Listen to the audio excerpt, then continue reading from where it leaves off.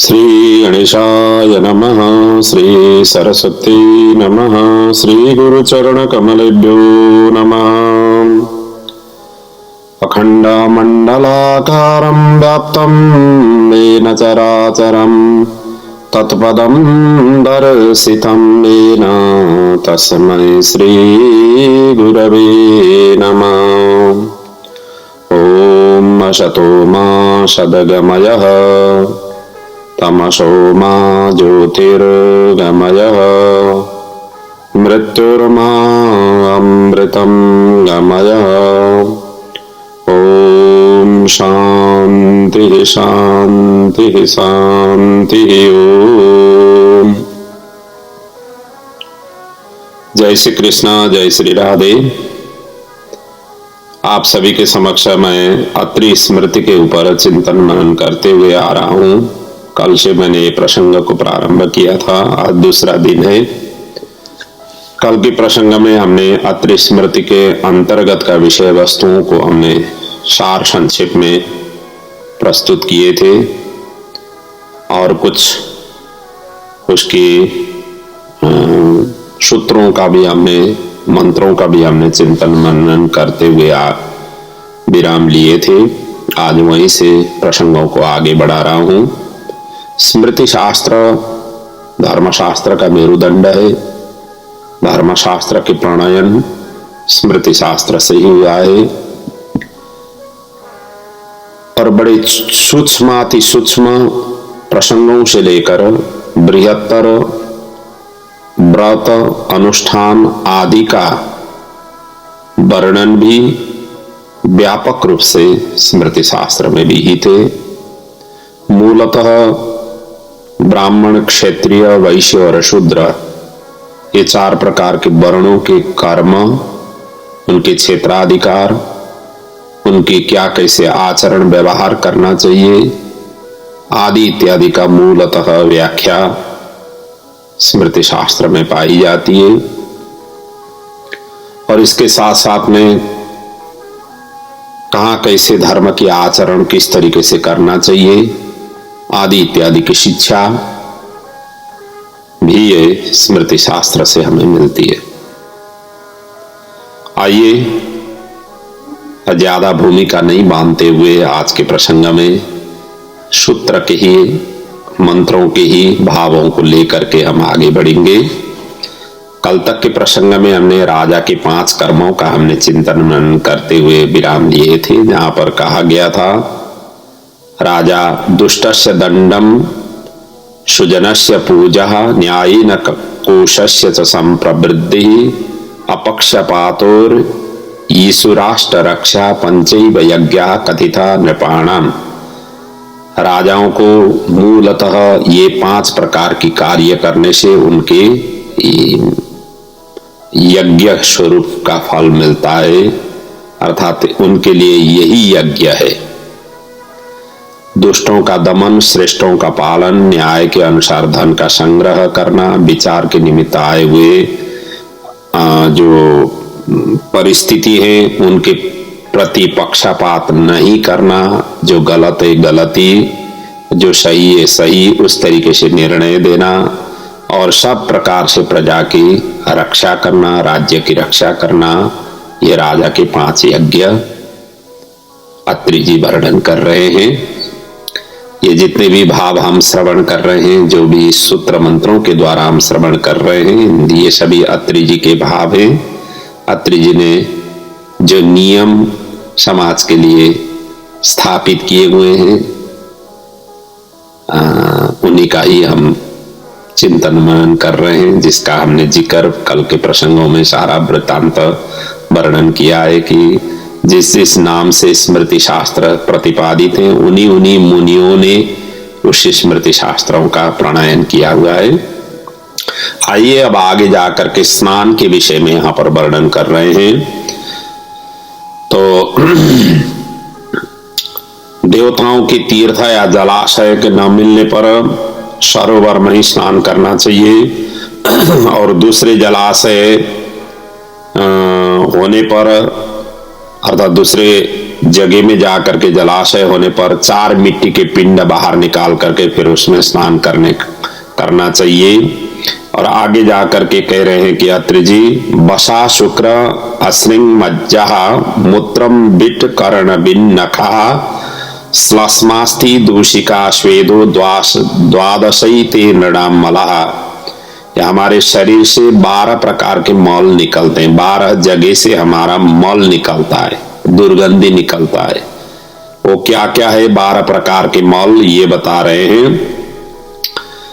एक तो बसा कहते हैं मेद को, और दूसरा है शुक्र, तीसरा है रक्त, चौथा है मज्जा, मूत्र, विष्ठा, कान का मल, नख, श्लेष्मा, अस्थि, नेत्रों का मल, धर्म जिसको कहते हैं पसीना।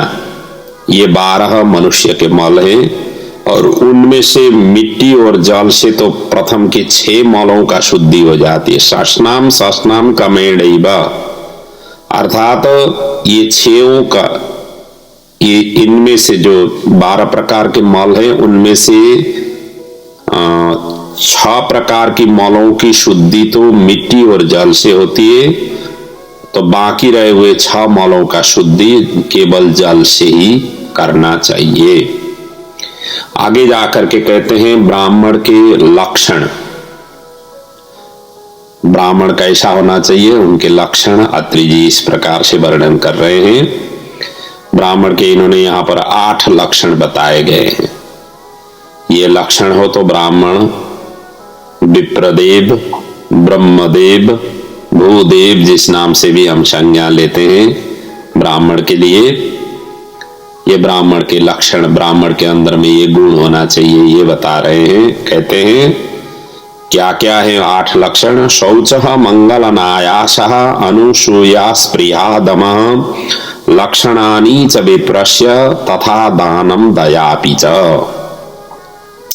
ये कहते हैं पहला नंबर है शौच, सूची में रहना चाहिए। अभी इनका सभी व्याख्या एक एक करके आगे वर्णन किया गया है, या तो केवल ये 8 लक्षण के नाम बता रहे हैं, दूसरे आगे के श्लोकों में से प्रत्येक की व्याख्या की गई है। एक तो है शौच, दूसरा है मंगल, तीसरा है अनायास, चौथा है अनुसूया, 5वां है अस्प्रिया, 6वां है दम, 7वां है दान और 8वां है दया। ये ब्राह्मण के लक्षण है। अब ये कैसे कैसे हैं इनकी व्याख्या आगे के प्रसंग में इस प्रकार से वर्णन कर रहे हैं। सबसे पहले शौच क्या है, कहते हैं अवक्ष्य वस्तु का त्याग, श्रेष्ठों का संसर्ग और शास्त्रों में कहे हुए अन्याय आचारों के पालन करने का नाम, अन्य जो आचार है उनको पालन करने का जो नाम है उनका है शौच।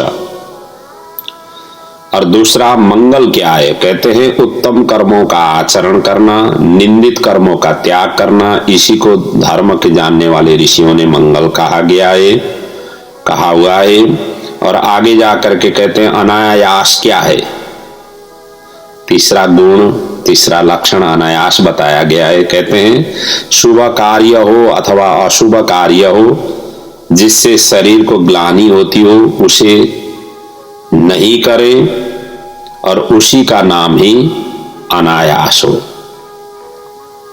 और आगे जाकर के अनुसूया, अनुसूया क्या कहते हैं, मतलब किस प्रकार के स्वरूपों को अनुसूया कहा गया है, उसके लिए कहते हैं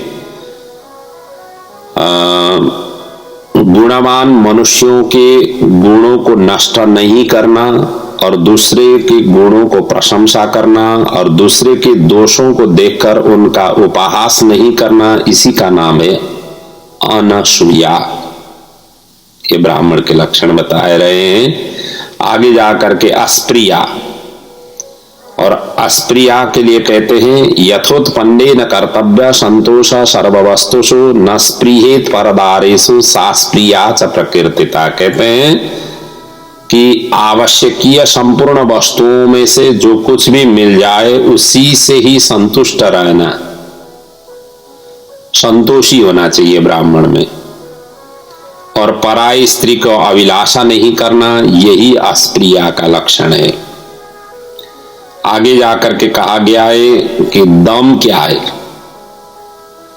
कहते हैं कोई मनुष्य यदि बाह्य व मानसिक दुख उत्पन्न करे तो उसके ऊपर क्रोध व हिंसा नहीं करना। कोई दुख उत्पन्न करे फिर भी उनके प्रति क्रोध और हिंसा की भावना नहीं ले आना, इसी का नाम है दम है। और आगे जाकर के दान, दान क्या कहते हैं? किंचित प्राप्ति के लिए, किंचित प्राप्ति के होने पर भी, मतलब थोड़ा ही प्राप्त हुआ है उसमें से भी थोड़ा थोड़ा प्रतिदिन प्रसन्न मन से दूसरों को दे देना, इसी का नाम है दान। और आगे जाकर के कहते हैं दया। दया उसको कहा गया है कि परस्मिन् बंधुवर्गे बहा मित्रे द्वेषे रिपो तथा आत्मावत वर्तितव्यम ही दयैषा परिकीर्तिता। ये कह रहे हैं कि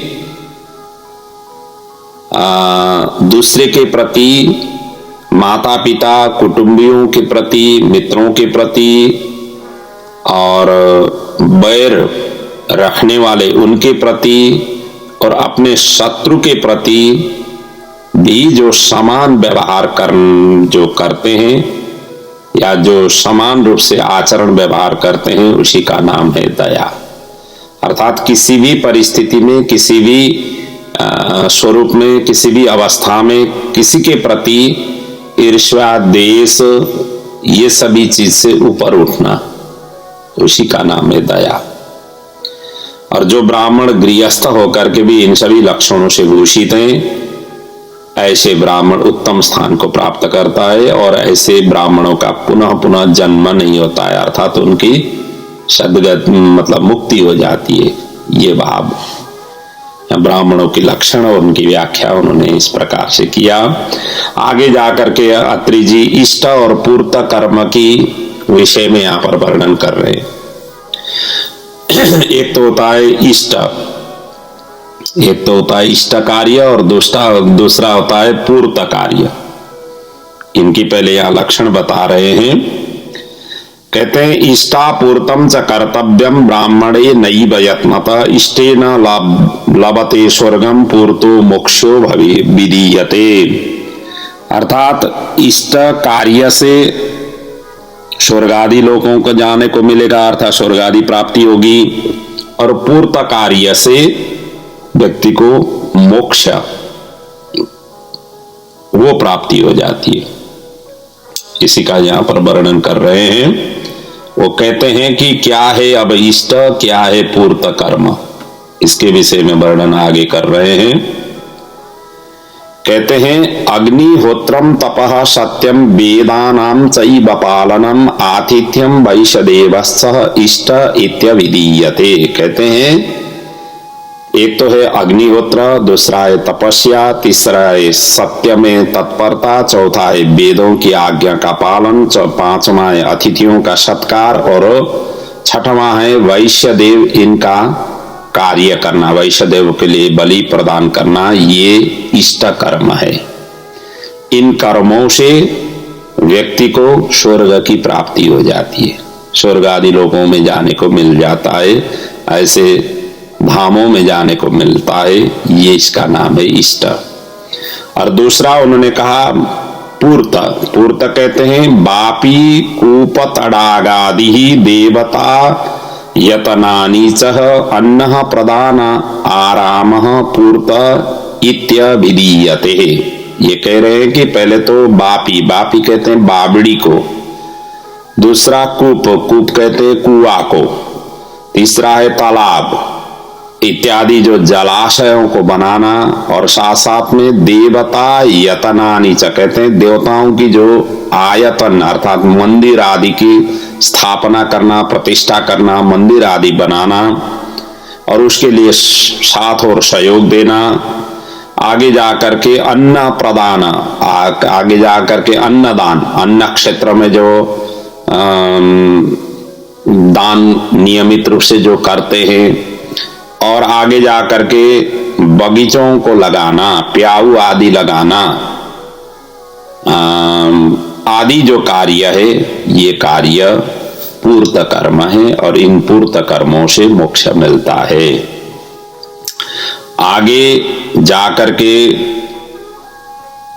अत्रि जी कह रहे हैं कि ये दोनों ही कार्य, इष्टा और पूर्त दोनों ही कार्य द्विजों को करने का अधिकार है। ये कह रहे हैं इष्टापूर्ते द्विजातीनां सामान्य धर्म साधने अधिकारी भवे शूद्र पूर्ते धर्मे न वैदिके। कहते हैं इसमें इस इष्ट और पूर्त कार्यों में ब्राह्मण, क्षत्रिय और वैश्य को समान अधिकार है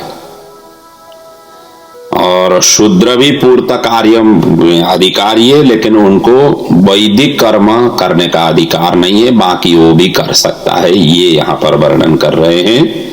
आगे जाकर के यम और नियमों का लक्षण और उनकी व्याख्या यहाँ पर वर्णन कर रहे हैं। यम क्या है, नियम क्या है, उनके स्वरूप क्या है आदि का यहाँ पर वर्णन कर रहे हैं। कहते हैं यमान सेवेत सततम न नित्यम नियमान बुधः यमान पत्यंत कुर्माणो नियमान केवलान मजत। अब ये कहते हैं यम और नियम दोनों को ही सेवन करना चाहिए मनुष्यों को, अर्थात दोनों को ही आचरण व्यवहार करना चाहिए। नियमों का अनुष्ठान यथा समय में किया जाता है, सर्वदा नहीं हो पाता है, और जबकि यमों का त्याग करके केवल नियमों को ही जो पालन करते हैं वो भी, उनका भी कल्याण नहीं होता है। अर्थात दोनों को ही आचरण व्यवहार करना चाहिए। ये बात ये पहले उन्होंने बताया और कह रहे हैं कि क्या क्या है यम और नियम, इनकी लक्षण बता रहे हैं।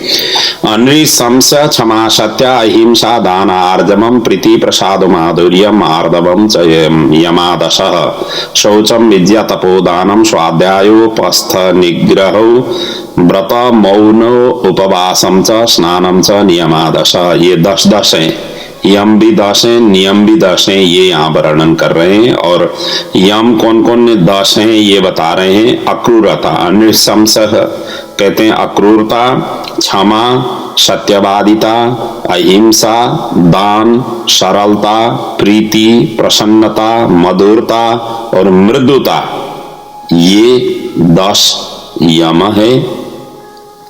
और वहीं पर कह रहे हैं शौच, यज्ञ का अनुष्ठान, तपस्या, दान, स्वाध्याय, स्वाध्याय का अर्थ होता है सत शास्त्रों का अध्ययन करना, वेद आदियों को पढ़ना और विभिन्न शास्त्रों को अध्ययन करना, इसको कहते हैं स्वाध्याय। और आगे जा करके कहते हैं विधि रहित रति का त्याग, जो नियम से विपरीत रति सुख है उनको भी त्याग करना, अर्थात उपस्थ का निग्रह करना। और इसी प्रकार व्रत, मौन, उपवास और स्नान, ये 10 नियम है। और आगे जाकर के ये कह रहे हैं कि पुत्र की यहाँ पर प्रशंसा, पुत्र की बारे में यहाँ पर वर्णन कर रहे हैं, संतान के ऊपर में ये यहाँ पर वर्णन कर रहे हैं। कहते हैं अपुत्रेणैव कर्तव्यम पुत्रः प्रतिनिधि सदा पिंडोदक क्रिया हेतु यस्मात् तस्मात् प्रयत्नतः। और ये कह रहे हैं कि यदि संतान नहीं है तो संतान के लिए प्रतिनिधि को ग्रहण करें, क्योंकि अलग अलग तरीके से भी संतानों का हम रखने का विधान है, शास्त्रों में वर्णन किया हुआ है, कई प्रकार की संतान वर्णन किए गए हैं। तो इसलिए कारण कि संतान नहीं हो तो श्राद्ध तर्पण संतान के बिना नहीं हो पाता है, संतान ही श्राद्ध तर्पण आदि कर पाते हैं। इसीलिए भी यदि संतान कारणवश भगवान की आशीर्वाद नहीं हुआ, संतान नहीं है, तो किसी भी तरीके से संतान का सुख प्राप्त करना चाहिए। और विभिन्न तरीके से उस संतान प्राप्ति की जो स्वरूप शास्त्रों में जो मार्ग बताए गए हैं उस तरीके से संतान की प्राप्ति करनी चाहिए, ये बता रहे हैं। संतान हो तो वही श्राद्ध तर्पण आदि करके अपने माता पिता की उद्धार कर पाएंगे, ये बता रहे हैं। और आगे जाकर के पुत्र की यहाँ पर प्रशंसा करते हुए कह रहे हैं पिता पुत्रस्य जातस्य पश्येत जीवे पश्येचत जीवतो मुखम ऋणः अस्मिन् सन्नयति अमृतत्वं च गच्छति जात मात्रेण पुत्रेण पितॄणाम अनृणी पिता। यहाँ तो ये कह रहे हैं कि जात मात्रेण पुत्रेण अर्थात पुत्र का जन्म लेने से ही अपने पिताजी अनृणी हो जाते, ऋण मुक्त हो जाते, ये बता रहे हैं, पितरों के ऋण से छूट जाते, यहां तक कहा हुआ है। अर्थात इस पृथ्वी पर पुत्र उत्पन्न होते ही, संतान उत्पन्न होते ही पितरों के ऋणों से वो छूट जाते, इसलिए संतान के लिए विशेष जोर दिया गया है। और वैसे भी कहा गया है पिता उत्पन्न हुए पुत्र का मुख जीवित अवस्था में एक बार भी देख लें तो वह पितरों के ऋणों से मुक्त होकर के स्वर्ग को मतलब स्वर्ग की उन्हें प्राप्ति हो जाती है। इसीलिए यहां आगे जाकर के कहते हैं नरका त्रायते ही सह तदन्य शुद्धि मापनोति नरका त्रायते ही सह। अर्थात तो ये कह रहे हैं कि पुत्र नरक से उद्धार कर लेता है, क्योंकि पूम नाम का नरक से जो उद्धार करे उसी का नाम पुत्र कहा गया है। और ये तभी संभव होगा जब संतान का सुख गृहस्थी को मिलता है, और साथ साथ में संतान सुख प्राप्ति करने के पश्चात संतान के द्वारा दिए गए जलपिंड दान से, श्राद्ध आदि के विधान से उनका दुर्गति नहीं होती है और उनको स्वर्ग आदि लोगों की प्राप्ति हो जाती है। इसलिए पुम नाम की नरक से उद्धार करने के लिए उनका नाम पुत्र कहा गया है। और पुत्र की प्राप्ति होते ही पितरों के ऋण से पिता मुक्त हो जाते हैं, माता पिता मुक्त हो जाते हैं। और यहाँ पर इतना ही नहीं, बहुत से पुत्रों की इच्छा करनी चाहिए, ये यहाँ पर वर्णन कर रहे हैं। कहते हैं यष्टव्या बहवः पुत्रा यद एकोपि गयाम व्रजेत। ये कह रहे हैं कि बहुत से पुत्र हो तो सभी प्रकार की कार्यों में एक एक पुत्र लग जाएंगे। कोई तो गया जी में जाकर के श्राद्ध करने वाला होगा और हमारा उद्धार करेगा, और कोई वृक्षों का, नील वृक्षों का दान करेगा, वृक्षोत्सर्ग करेगा, कोई अश्वमेध यज्ञ करेगा आदि इत्यादि से पुत्र ज्यादा हो तो जितने ज्यादा पुत्र हो तो उतना ही अन्य अन्य कार्य भी हो पाएंगे। इसलिए पितर लोग हमेशा हमेशा बहुत से पुत्रों की कामना रखते हैं। अर्थात ये कह रहे हैं कि संतान की अभिवृद्धि करना चाहिए, इस बातों को ये जोड़ दे रहे हैं। आगे जाकर के गया जी की महत्व का यहाँ पर वर्णन कर रहे हैं। गया तीर्थ के विषय में यहाँ पर वर्णन कर रहे हैं। कहते हैं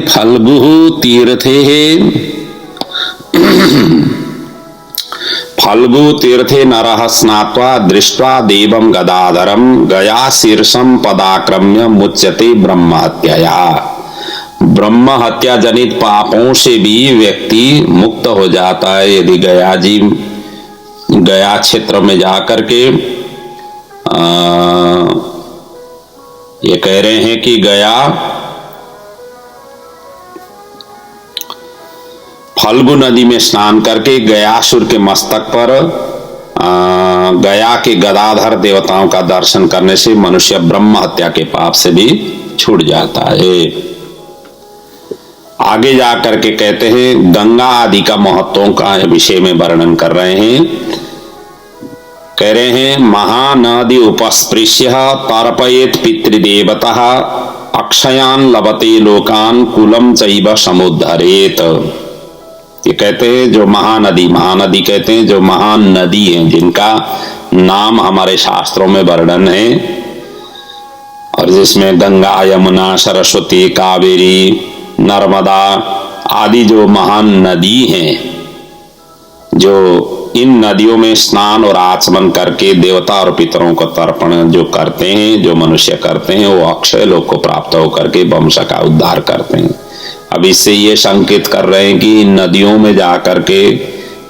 में जाकर के स्नान करें, तर्पण आदि करें। जब भी जाना हो, वैसे भी तीर्थों में जब भी जाए तभी वहां जाकर के तर्पण करना चाहिए। अपने पूर्वजों के नाम से, ऋषियों के नाम से, देवताओं के नाम से तर्पण करना चाहिए। इससे पितर भी प्रसन्न हो जाते हैं, अपना कुल भी धन्य हो जाता है। आगे जाकर के आहार शुद्धि के विषय में वर्णन कर रहे हैं।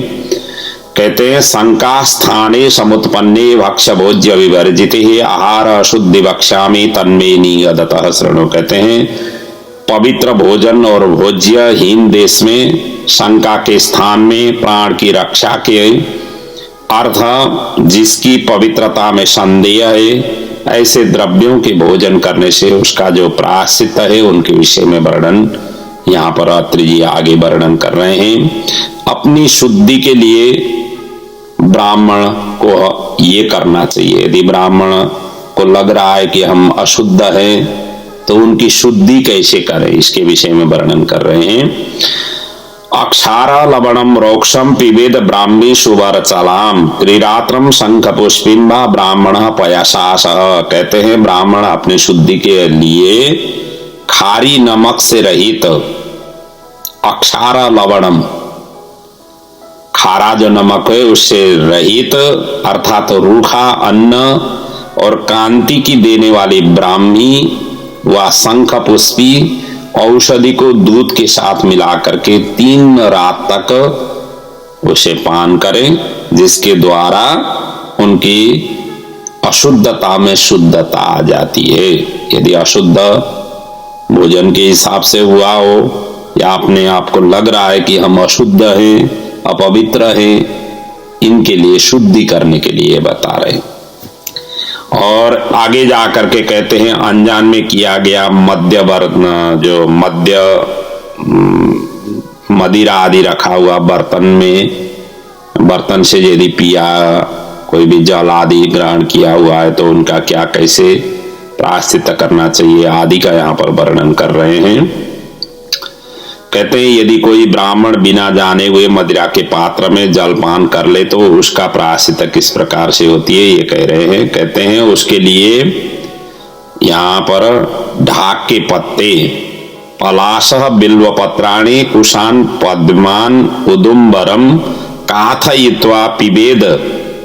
अब ये कह रहे हैं कि ढाक के पत्ता और बेल के पत्ते, कुश, कमल के पत्ते, गुलर के पत्ते, इन सब का क्वाथ बनाएं, अर्थात इन सभी को पीस करके पेस्ट बनाएं और बना करके 3 दिन तक इन्हें पान करें, तब जाकर के ये शुद्ध हो जाते हैं।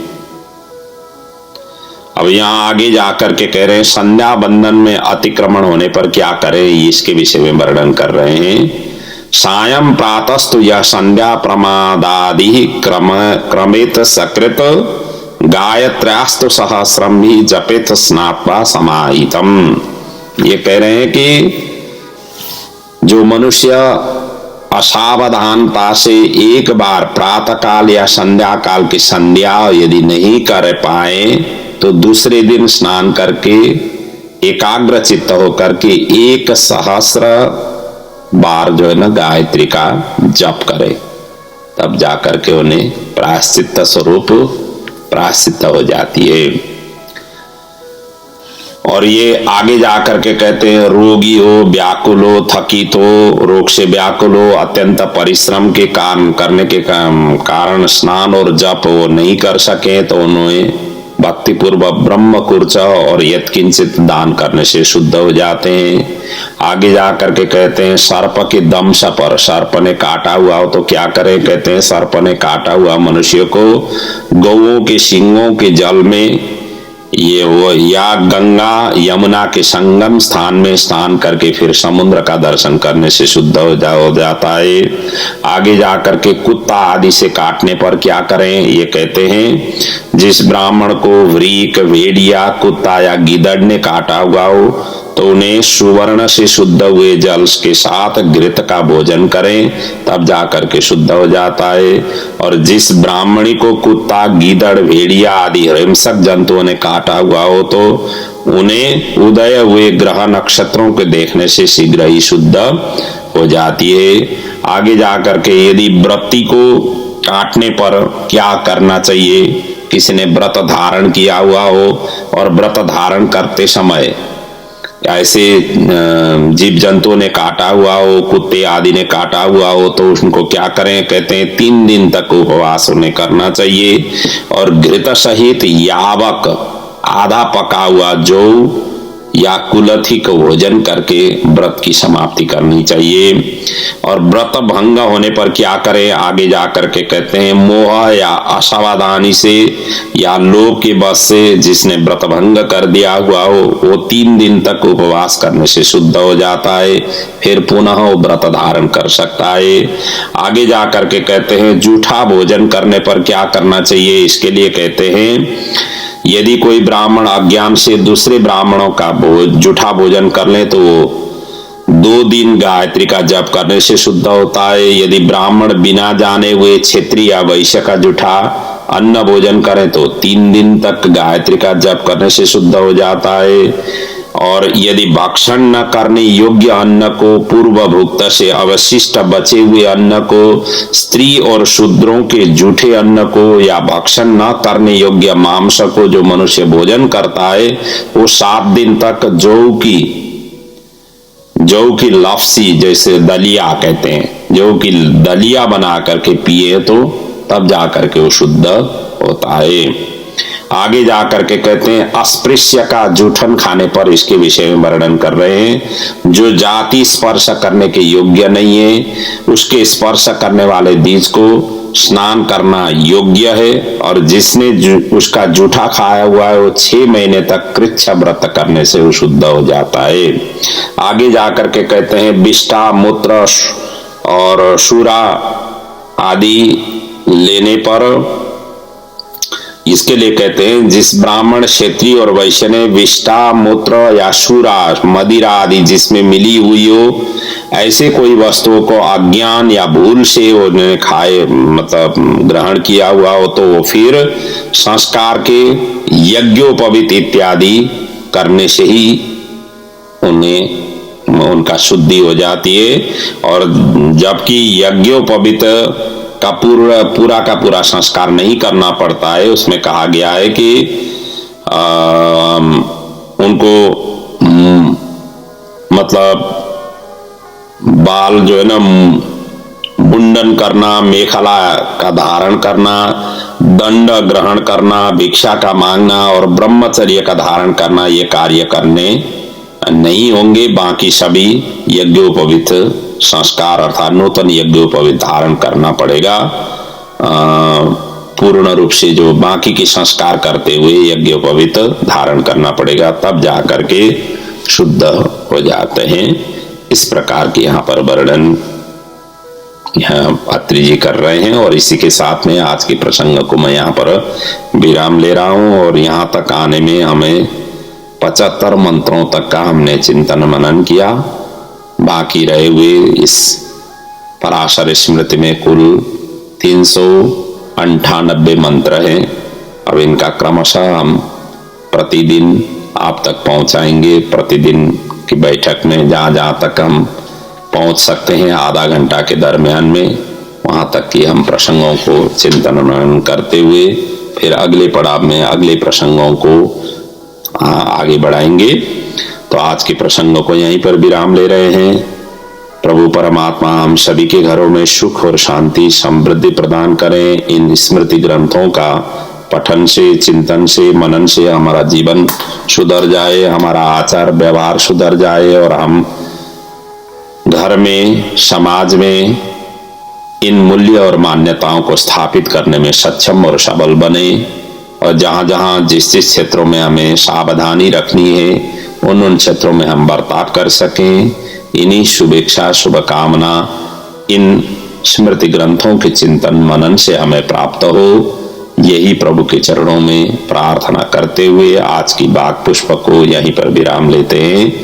ओम पूर्णमदः पूर्णमिदं पूर्णात् पूर्णमुदच्यते पूर्णस्य पूर्णमादाय पूर्णमेवावशिष्यते। ओम शांति शांति शांति। ओम।